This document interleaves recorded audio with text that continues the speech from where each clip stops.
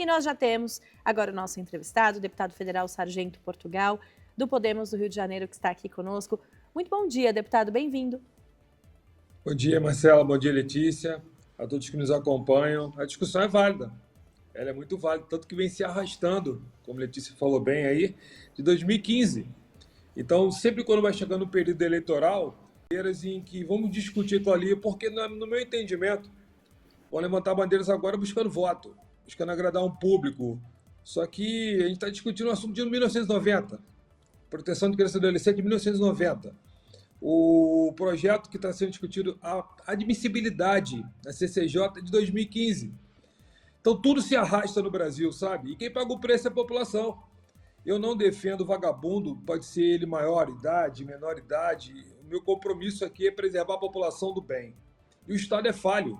O Estado falha o tempo todo, tanto com o menor infrator, com o maior infrator. E quem vem pagando o preço somos nós. Então, nós precisamos criar mecanismos de responsabilização do Estado, como também um mecanismo para poder proteger a sociedade do bem. Porque hoje, quem está preso dentro de casa são as pessoas do bem, que pagam seus impostos, que têm medo de sair de casa, que não sabe se vai conseguir voltar. E aquele que vai cometer o crime ali, com todo respeito, a opinião contrária, ele está podendo votar hoje em dia também. Ele pode ser microempreendedor, ele pode ter um montão de benefícios hoje de 16 anos em diante. Então, por que não também não ser responsabilizado? Mas é um tema que é válido, vamos discutir. Pois é, deputado. A gente teve uma entrevista mais cedo aqui a respeito desse assunto com o professor Paulo Ramires, ele que é professor da Fundação Escola de Sociologia e Política aqui de São Paulo. E aí ele trouxe uma discussão, a gente vai fazer essa discussão aqui com o senhor, bem focada na segurança pública, claro, mas ele trouxe um ponto que é muito falado dentro desse debate, de que há um temor de que colocar menores atrás das grades possa ampliar o crime organizado, na medida em que eles poderiam ser cooptados por facções criminosas. Então, quero te ouvir a respeito desse ponto. Como que o senhor avalia essa ponderação que é feita dentro dessa discussão? Então, o crime no Brasil, ele já está muito bem organizado. Eu sou policial há 26 anos no Rio de Janeiro, então eu consigo observar isso porque o meu estado, o crime se organizou. O crime ocupou o espaço que deveria ser ocupado pelo Estado. A polícia não leva na viatura saúde, educação, saneamento, asfalto, ela não leva. Quem tem que entrar com esses serviços é o Estado não entra. O crime organizado, ele observou, na parte do tráfico, que se você colocar o menor ali, ele responde. Ele não fica preso, ele fica internado. E o Estado é falho, novamente, enquanto ele não tem programas socioeducativos para poder manter aquele infrator detido, apreendido, como não tem para o maior um programa de cumprimento de prisão na integralidade. A gente tem acesso de regalia. Nós somos um país muito bonzinho com o crime, certo? Porque eu aprendi dentro da minha casa que se eu cometesse qualquer coisa errada, eu ia ser penalizado, eu teria um castigo.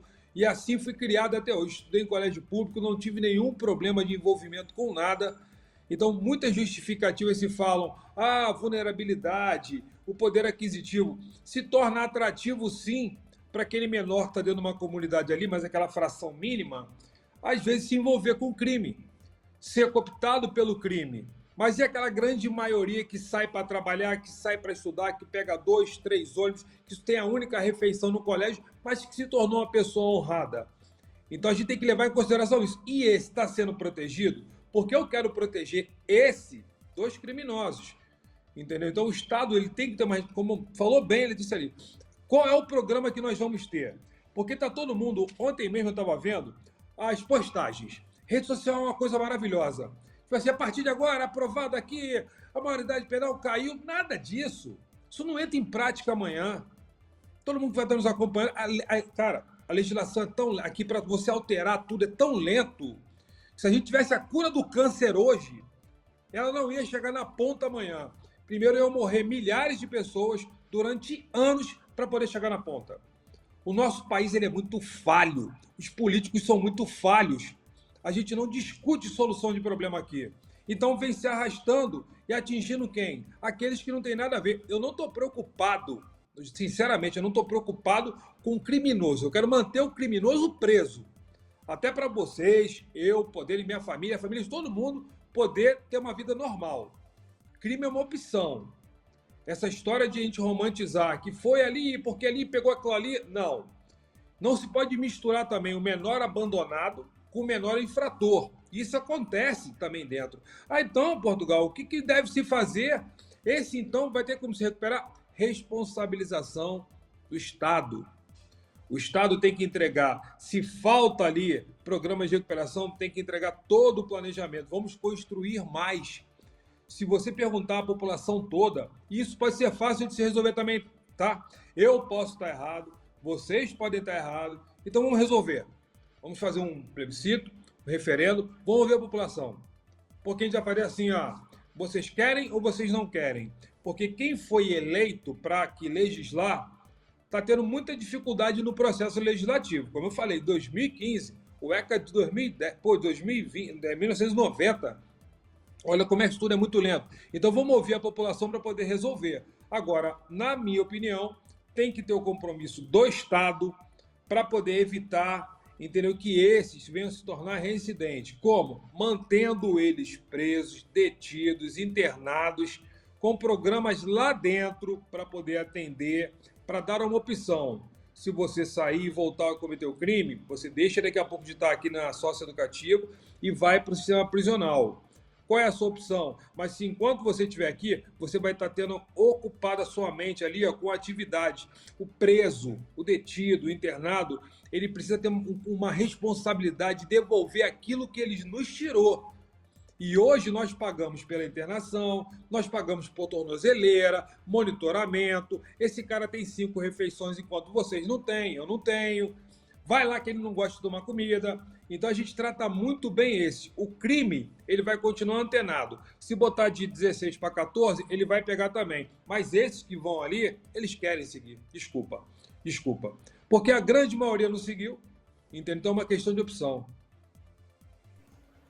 Deputada, acho de fato relevante a gente olhar para a maioria dos jovens ali, inclusive em situações de vulnerabilidade, que não são criminosos, né? Que não escolhem esse caminho. Acho que vale muito a pena a gente ressaltar isso, né? Agora, a gente sabe também que a população brasileira, ela entende que o encarceramento ele vai ser uma solução, né, para a criminalidade. Agora, a nossa população carcerária, ela já é bastante grande. Eu queria entender se o senhor acha também que, por exemplo, reduzindo a maioridade penal, esse jovem ele vai ficar ali condenado num sistema separado e depois, quando ele fizer 18 anos, ele vai para o sistema prisional comum. Como o senhor acha que tem que ser isso, pensando em evitar uma reincidência? Porque, no fim das contas, tem toda uma discussão, né? Se a gente quer um sistema que de fato, que seja mais punitivista, né? Ou que seja mais restaurativo, que no fim das contas foque na reparação das vítimas e na não reincidência, vamos dizer assim, né? Mais do que na penalização pura e simples. Eu acredito que seja um contexto. Está cumprindo a pena socioeducativa, a internação, mas completou, mas ele precisa continuar tendo um acompanhamento. Tá? O que nós temos que ter, Letícia, é uma responsabilidade. Como sociedade, nós queremos que os criminosos fiquem presos. E a resposta que se tem é quando tem essas saídas temporárias. Isso é um afronto para a sociedade do bem. Você vê aqueles que cometeram crime saindo antes do tempo, muito antes do tempo. Você vê aí estuprador, o assassino. Mas ele cumpriu a pena dele e ele merece. Ninguém cumpre pena até o final. Ninguém cumpre pena até o final. Isso é muito ruim. Nós temos que pegar exemplo de países que estão dando certo. El Salvador saiu do inferno para o céu. Por quê? Entrou um presidente responsável, com um programa audacioso, mas sempre ouviu a população. Ele não tomou atitude da noite para o dia, ele ouviu o povo. Então a gente precisa ouvir mais o povo. Nossa legislação é branda, leis antigas, ultrapassadas, não se tem o interesse em discutir. Eu preciso deixar isso bem claro para vocês aqui e que nos acompanham. Eu sou um deputado de primeiro mandato.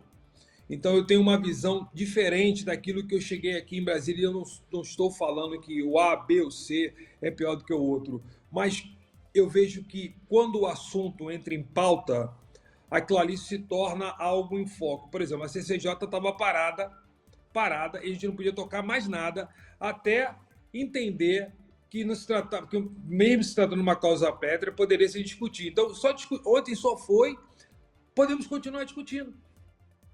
Para todo mundo estar acompanhando, deve ter gente achando assim, então agora vai seguir aquilo ali, a comissão agora vai continuar tocando. Tem prazo para acabar? Não, não tem.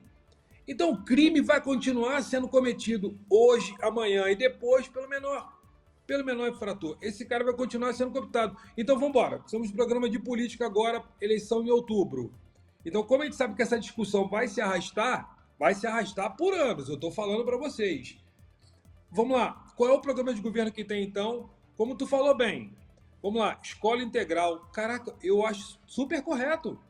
Vamos ocupar a mente daquele ali, ó, porque muitos vão para o colégio só para poder se alimentar. E o cara se identificando que além do colégio ele pode se alimentar, ele vai ter uma instrução ali dentro, ele vai ter afinidade com colegas, mas não pode ser uma escola do crime. A gente não pode banalizar a falta de respeito que está acontecendo nos colégios com os professores. Pelo amor de Deus, você tinha um programa ali do cívico-militar, que eu também defendo. Eu também defendo. Escola militar, eu defendo. A gente não canta mais o hino nacional no colégio e acham tudo isso normal. Você não sabe nem o hino do teu país. Você não sabe nada, você não tem mais uma referência. O colégio se tornou um espaço ali para você fazer o que você quiser. E ali é praticamente uma segunda casa. Eu respeitava a minha diretora do colégio, os meus professores, eu sabia pelo nome. Entrava na sala, você ficava de pé. Mas será que continua isso tudo? Então, nós, como o Estado, ele vem errando há bastante tempo. Então, a gente está colhendo agora só os cacos. Porque se pararem para observar, não se cumpre nada. O Estado não tem responsabilidade nenhuma. Entra ano, passa ano, a cada 2 anos nós temos eleição. E eu duvido que vocês que estão como apresentadores aí, mas no dia a dia de vocês, vocês conseguem observar uma melhora. Só muda a eleição e os personagens. E os problemas vão continuando. Um grupo fala que melhorou bastante, o outro que vem contra aquele grupo fala que piorou. Depois aquele assume o poder do outro e as coisas acontecem. Grupos políticos vão se perpetuando ali no poder, enquanto nós vamos pagando um preço muito alto por isso tudo. Desculpa, então, o Estado tem culpa, mas não justifica não reduzir, não significa não discutir, não significa não levar adiante, mas também a gente tem que ser muito verdadeiro aqui. Vamos proteger a sociedade do bem. Vamos proteger aquele menor também que está dentro da tua casa aí. O teu filho, que pode ter a vida dele cerceada ali, ceifada, por conta de um outro menor. Então vamos pegar aquele... E eu não estou falando de classe alta, que eu tenho que preservar a causa, eu não estou falando de todos. O crime hoje ele é praticado por uma minoria. Mas se a gente não sinalizar que o crime não compensa, independente da idade, nós vamos ter cada vez mais problemas. Então eu sou favorável, sim, construir mais polos socioeducativos, com um programa lá dentro de recuperação, de ocupar a mente. Passou dali para a maioridade, mais presídios, trabalhando, e não com essa balela aí. O cara lê um livro, diminui o dia, o cara tem que trabalhar, o preso, o menor, tem que ocupar a mente. O maior tem que trabalhar mesmo, e o menor tem que ter a consciência do que ele fez, ele vai cumprir pena. Se não, desculpa, já falo isso no Rio de Janeiro, tá? O crime que você via na televisão chegou na porta da tua casa. Não tem mais lugar seguro no Brasil hoje, muito menos no Rio de Janeiro. Agora, deputado, assim, digamos que essa discussão avance, que de fato a redução da maioridade passe. O senhor não acha que vale a pena também a gente acompanhar a redução de índice de criminalidade? Porque o que eu vejo aqui no Brasil em geral é que a gente, por exemplo, vamos liberar, por exemplo, mais armas para a população, né? Para que cada um possa ter dentro da sua própria casa o seu armamento. A gente sabe agora que tem muito mais armamento circulando e possivelmente com reflexos, inclusive, na criminalidade. Então, a gente tem que acompanhar os números, e até houve uma falha né, de acompanhamento desses armamentos, de ter o registro ali, né, de fato unificado, para que você consiga acompanhar. digamos que isso seja aprovado e que nada mude em relação aos crimes violentos cometidos por menores. É uma situação de manter isso, porque o que a gente quer é reduzir, certo? Não, a gente não está querendo necessariamente um encarceramento. A gente quer, na verdade, uma vida melhor para todo mundo. O que é uma Sim. política pública eficiente na redução de criminalidade, né? De fato, não só agora, no longo prazo. Bom, eu agora vou contextualizar tudo então.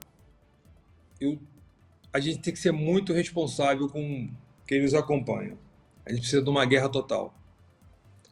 A gente precisa de um combate total. A gente não vai vencer essa guerra com rosas e bombom. Ponto. A gente tem que entender que a gente tem um cenário no Brasil muito violento, de extrema violência em busca do o crime organizado em busca por dominar territórios. Quando você fala em território, eu já venho falando isso há bastante tempo.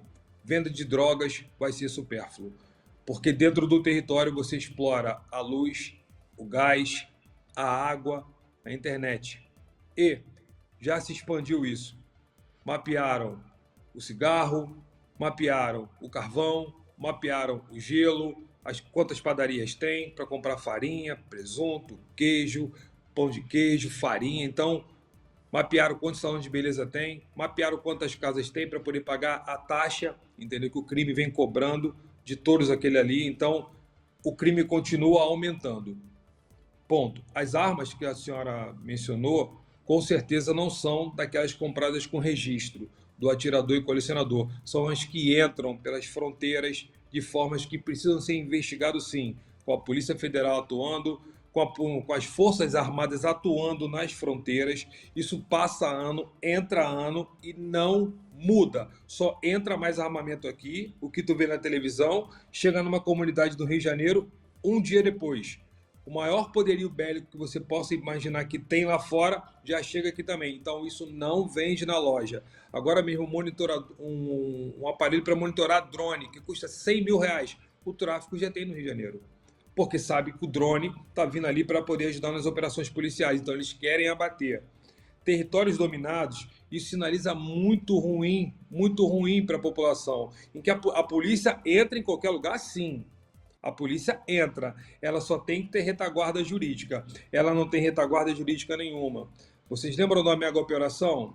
Que todo mundo aí falou que foi muito bem sucedida? Não foi. Apesar de terem tirado 120 ou cento e poucos marginais de circulação, narcoterroristas, ali que estavam uniformizados, fizeram questão de cortar e ficaram de cueca. Não era uma propaganda de cueca naquele dia, eram criminosos ali, perfelados, e tentaram mostrar, mas a população entendeu que esses deveriam ser retirados de circulação. Por que ela não foi bem sucedida? Porque morreram 5 policiais. Se tivesse morrido um policial, não teria sido bem sucedido. Aqueles outros não. Aqueles fizeram escolha. Então, quando você passa a mega operação, e se você volta hoje no Complexo do Alemão, ela não teve continuidade. É o que a gente está discutindo aqui. O Estado, ele não tem continuidade. Se você voltar no Complexo Alemão hoje, está muito pior. Aqueles que já foram eliminados já foram colocados de um lugar a outro. Naquele dia não teve nenhuma liderança. Então, nós não temos um combate total. Tem que ser uma força total. E falar para a população, passaremos dias ruins para os dias melhores poderem vir para a vida da gente. Eu preciso da ajuda de todos vocês, trabalhando com Disque Denúncia, pagando premiação pela cabeça desses líderes aí, transferindo os líderes que ficam dentro de presídio, usando o telefone, sabe lá como é que o telefone anda, mandando para presídios federais, tem que mandar para os presídios federais, porque o rigor ali é muito mais. Eu fiz questão de visitar. Se todos os presídios fossem como os federais, se todos os detentos fossem tratados como os federais, a gente estaria vencendo. Então, a gente precisa hoje falar a verdade. Nós estamos em guerra contra o crime organizado, mas não adianta entrar com dipirona. Não adianta falar que só a polícia vai resolver. Os serviços de Estado precisam entrar. Essa responsabilidade tem que ser imputada àquele que pede o teu voto. Esse é o maior culpado, porque ele promete e não entrega. Entendeu? Passa ano, entra ano, tem a promessa e não tem a entrega. Cadê um programa de retomada de território? Cadê um programa de a gente poder fazer um dia D para alterar todas as leis que são brandas? Porque a culpa está na legislação e a culpa está no político. que não conseguem dialogar um com o outro porque ficam discutindo o sexo dos anjos aqui em Brasília. Entendeu? Tanto assunto importante para atender a população e fica se discutindo um lado político contra o outro enquanto o povo fica no meio. Isso é um saco. Isso é um saco aqui em Brasília. Perde muito tempo, aí um pede a voz, um pede a fala, outro pede tempo de liderança, quando vê o dia acabou e nós não entregamos nada. Então, um programa sério de combate, como a senhora me perguntou, já deixando bem claro para a população que, infelizmente, o caldo entornou, a irresponsabilidade de alguns políticos levou a esse ponto, entendeu? Você não pode banalizar falando que roubou, furtou um telefone celular para tomar uma cerveja. Não faça isso, pelo amor de Deus. Pessoas morrem por causa disso. E aqui eu não estou falando de um político de lado político, nada. Não se fala um troço desse, pelo amor de Deus, que você está sinalizando que o crime compensa. Então, guerra total, com apoio das forças de segurança, com as forças armadas, uma força-tarefa também com a política para alterar a legislação, entendeu? E a população entendendo que os dias vão ficar muito ruins antes de melhorar.